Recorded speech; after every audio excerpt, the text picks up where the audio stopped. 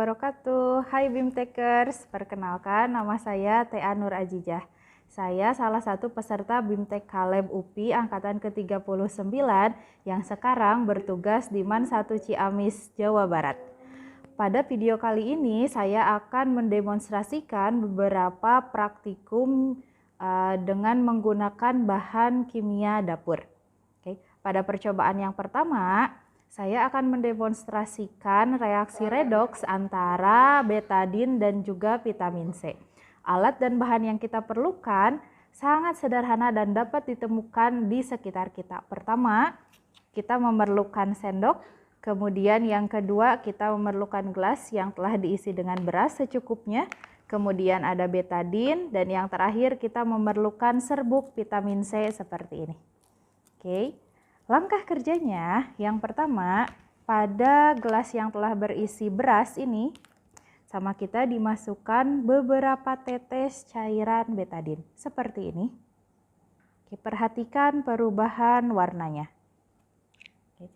Untuk biar kelihatan merata, boleh diaduk dengan menggunakan sendok. Nanti akan terlihat seperti ini, beras dari yang awalnya berwarna putih, dia berubah menjadi berwarna kehitaman. Atau boleh dibilang seperti beras ketan. Nah, ini menunjukkan bahwa beras yang kita punya di sini, ini mengandung amilum namanya. Oke. Nah, setelah berubah berwarna kehitaman seperti ini, selanjutnya yang akan kita lakukan yaitu menambahkan serbuk vitamin C. Oke, untuk serbuk vitamin C ini agar memudahkan pengamatan selanjutnya bisa dilarutkan terlebih dahulu atau boleh dituangkan seperti ini. Nanti boleh dibantu dengan menuangkan sedikit air ke dalamnya. Perhatikan. Oke, kita tambahkan sedikit air ke dalamnya. Air biasa bisa kita peroleh dimanapun. Nah, seperti ini. Nih ada gelembung-gelembungnya juga, lihat. Si beras dari yang awalnya berwarna hitam dari cairan betadin tadi kini berubah lagi kembali menjadi berwarna putih. Nah, percobaan untuk pertama seperti ini. Jadi pada demonstrasi reaksi antara betadin dan juga dengan vitamin C, nanti betadin ini mengandung yang namanya iodin. Sedangkan pada vitamin C ini mengandung asam askorbat. Jadi ketika betadin ditambahkan dengan asam askorbat, nanti akan warna yang tadinya kehitaman dari betadin akan menghilang, dicampurkan dengan asam askorbat. Itu untuk percobaan yang pertama. Kita lanjut ke yang kedua. Baiklah, kembali bersama dengan saya. Kali ini kita akan melakukan percobaan yang kedua, yaitu mengenai perubahan biloks yang terjadi pada senyawa kalium permanganat. Alat dan bahan yang kita gunakan, pertama boleh menyiapkan gelas untuk sebagai pembanding. Jadi kita punya 3 buah gelas, kemudian ada sendok jika diperlukan. Nah, bahannya yang paling utama kita menggunakan PK. PK ini merupakan senyawa yang mengandung kalium permanganat. Kemudian kita juga memerlukan Fixal yang sering kita gunakan untuk di kamar mandi, dan juga ada Vanish. Yang terakhir kita punya air biasa. Oke. Langkah kerjanya untuk membuktikan perubahan biloks pada senyawa kalium permanganat, kita boleh menuangkan sedikit PK untuk di gelas pertama sama gelas kedua. Oke, seperti ini. Nah, PK yang kita punya untuk selanjutnya ditambahkan masing-masing air. Ditambahkan secukupnya saja. Nah, seperti ini. Yang ini juga sama. Terlihat ya kalau senyawa PK ini merupakan senyawa atau larutan yang berwarna ungu. Oke, kemudian yang selanjutnya di gelas yang terakhir kita bisa menuangkan sedikit Vanish. Kemudian kita campurkan dengan Fixal.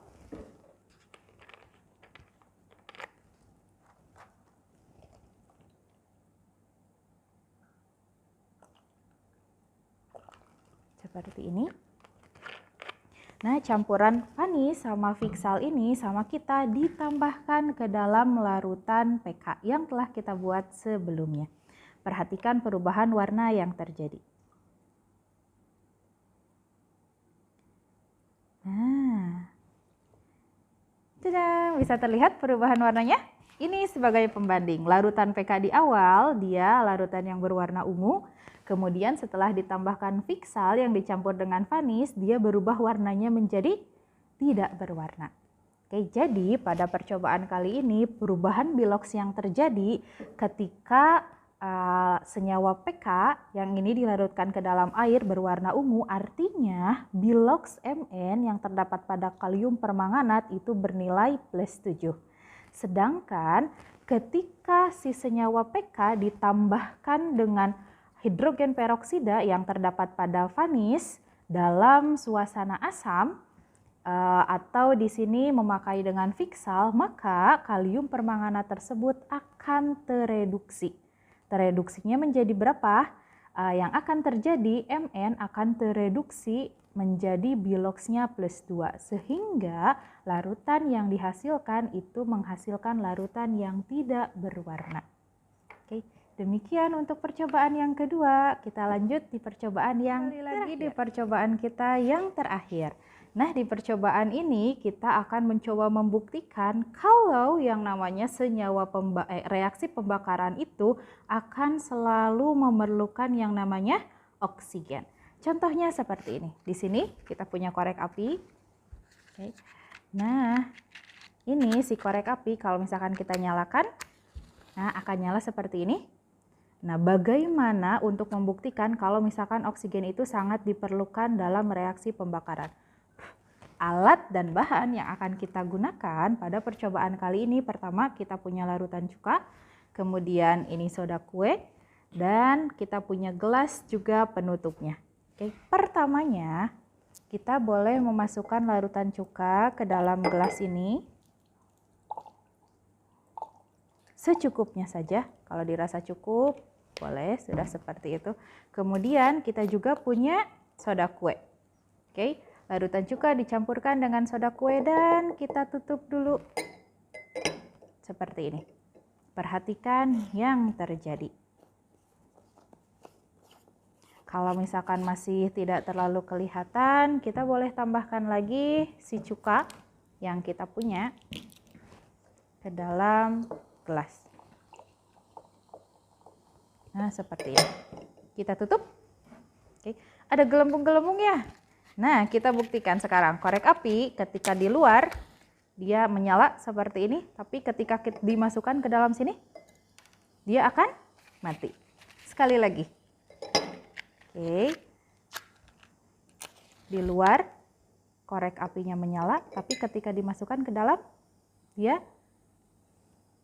mati. Oke. Jadi, yang terjadi pada percobaan kali ini, ketika larutan cuka direaksikan dengan baking powder di sini, itu akan menghasilkan gas karbon dioksida namanya. Oke, jadi berkebalikan. Ketika senyawa pembakaran dia memerlukan oksigen, makanya ketika korek api dinyalakan di luar, dia akan menyala. Tetapi sebaliknya, ketika si oksigen hilang dan digantikan dengan gas karbon dioksida, maka api tidak bisa menyala. Oke. Demikian untuk percobaan kita terakhir hari ini. Sampai jumpa lagi di lain kesempatan. Terima kasih atas perhatiannya. Assalamualaikum warahmatullahi wabarakatuh.